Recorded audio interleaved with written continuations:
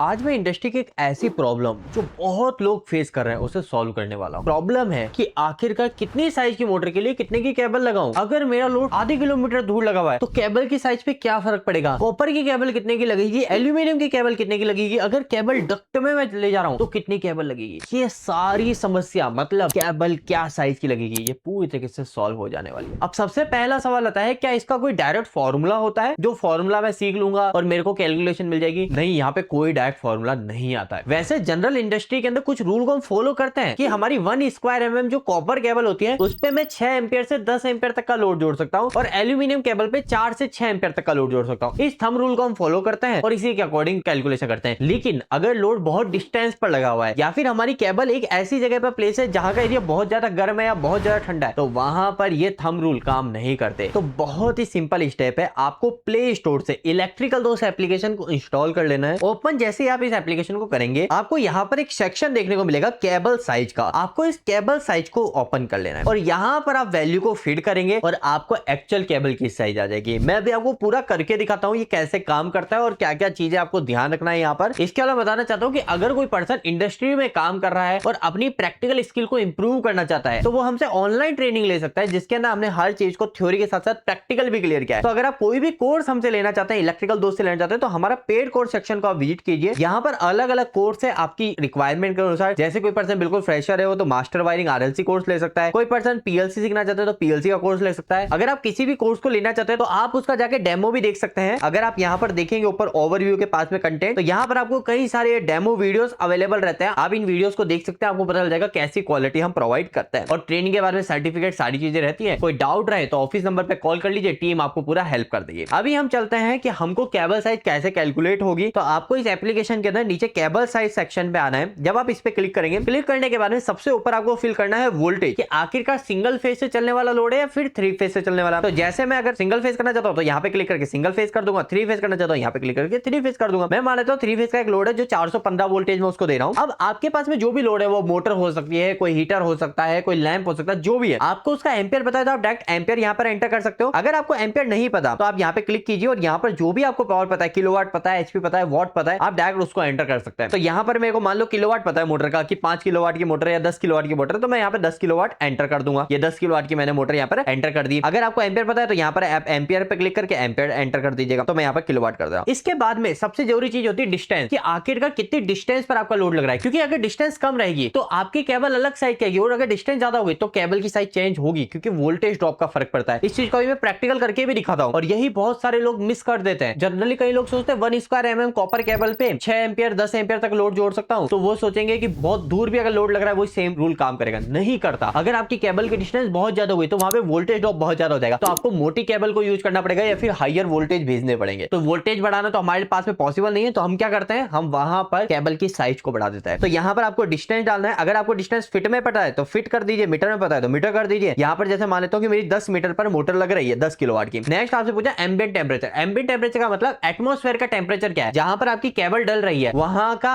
General temperature कितना है। Generally जो टेम्परेचर रहता है वो 40-45 डिग्री सेल्सियस रहता है, तो यहाँ पर 40 डिग्री बाय डिफॉल्ट है। अगर आपको चेंज करना है तो आप यहाँ पे चेंज कर सकते हैं। इसके अलावा पावर फैक्टर, अगर आपके पास में मोटर है तो यहाँ पे पावर फैक्टर जनरली 0.85 ही होता है, तो आप यहाँ पे 0.85 रख सकते हैं स्टैंडर्ड के अकॉर्डिंग। अगर आपको बदलना है 0.9 करना है, कोई आपकी अच्छी एफिशिएंसी वाली मोटर है तो यहाँ पर आप उसको बदल सकते हैं। इसके बाद में है लेइंग मेथड, ये बहुत ज्यादा जरूरी है। तो यहाँ पर तीनों मेथड है। ओपन एयर, ओपन एयर मतलब डायरेक्ट हवा में जारी केबल, तो ओपन एयर सेलेक्ट करो। अगर आप ओपन एयर नहीं कर रहे, आपने डक्ट किया हुआ है, मतलब कहीं पर जमीन में खड्डा करा हुआ है और कोई डक्ट बना रखी है, उस डक्ट में फ्लो हो रही केबल, कोई पाइप में जा रही है, इन सब कंडीशन में तो आप यहाँ पे अंडरग्राउंड डक्ट का सेलेक्ट करोगे। अगर आपकी ऐसे ही आपने डायरेक्ट जमीन में दबा दी, कोई भी आपने कोई डक्ट वगैरह नहीं बनाई, जमीन में डायरेक्ट खड्डा किया और दबा दी केबल को, तो यहाँ पर आप सेलेक्ट करेंगे डायरेक्ट ब्रेड इन ग्राउंड, तो ग्राउंड के अंदर सीधी दबा दी गई। तो मैं मान लेता हूँ कि ओपन एयर में केबल, तो ओपन एयर पे क्लिक किया और यहाँ पे कैलकुलेट केबल साइज पे क्लिक करता हूँ। जैसे कैलकुलेट केबल साइज पे क्लिक करता हूँ और यहाँ पे पूरी कैलकुलेशन होगी और उसके बाद में मेरे को फाइनल रिजल्ट मिलेगा। यहाँ पर फाइनल रिजल्ट आते कई लोग कंफ्यूज हो जाएंगे कि इतनी कम स्क्वायर की केबल लगेगी। बिल्कुल हाँ, मैं अभी आपको पूरा इसको समझाता हूँ। देखो यहाँ पर आपका जो टोटल लोड जो आ रहा है वो 16 एम्पियर आ रहा है। 16 एम्पियर के लिए जो आपको केबल साइज जो सजेस्ट की गई है वो 20 एम्पियर के लिए की गई है। अब कई लोग बोलेंगे यार 2.5 स्क्वायर एमएम पे 20 एम्पियर जा सकता है। हाँ जा सकता है। एक्चुअल में जो आपकी 1 स्क्वायर एमएम की कॉपर केबल होती है ना, अगर आप उसकी एम्पियर कैपेसिटी देखोगे तो वो 6 से 10 एम्पियर नहीं होती, वो 16 एम्पियर तक होती है। तो इस बात का ध्यान रखो। हम इंडस्ट्री के अंदर उसको 6 से 10 एम्पियर तक मानते हैं, लेकिन वो 16 एम्पियर तक करंट को बियर कर सकती है एक अच्छी कॉपर केबल 1 स्क्वायर एमएम से। और यहाँ पर अभी हम इस चीज को देख लेते हैं। तो यहाँ पर जो कॉपर की केबल सेलेक्ट की गई है वो 2.5 स्क्वायर एमएम की गई है 2.5, और एल्यूमिनियम की अगर आप लगा रहे हो तो 4 स्क्वायर एमएम लगाना है। वोल्टेज ड्रॉप कितना हो रहा है वो भी यहाँ लिखा हुआ है। इसके अलावा यहाँ पर चेक कैसे किया गया है, तो आईईसी का 60364 रूल को यहाँ पर फॉलो किया गया है, और लोकल प्रैक्टिस को भी यहाँ पे ध्यान रखा गया है। ऐसा नहीं है सिर्फ बुक की बातों का ही ध्यान रखा गया है, और उसको ध्यान में रखते हुए यहाँ पे आपको केबल सजेस्ट की जाती है। इसके अलावा अगर मैं यहीं पर ही डिस्टेंस को बढ़ा दूं, मान लो जैसे 10 मीटर की जगह 100 मीटर कर दूं कि 100 मीटर दूर केबल लगी हुई है, तो देखना 100 मीटर करते ही अगर मैं केबल साइज की कैलकुलेट करता हूं सेम लोड के साथ में, तो आप देखना यहाँ पर जो आपकी केबल की सजेशन है वो बदल जाएगी। अब कॉपर की केबल ही लग रही है तो 4 एंपियर लग रही है, और एल्यूमिनियम की 6 एंपियर। तो इसलिए मैंने कहा था कि मैं आज आपको एक ऐसा तरीका बताने वाला हूं जो इंडस्ट्री में बहुत बड़ी एक प्रॉब्लम है। और इंडस्ट्री के अंदर क्या हो रहा है ना, आप मानोगे नहीं, जहां पर जरूरत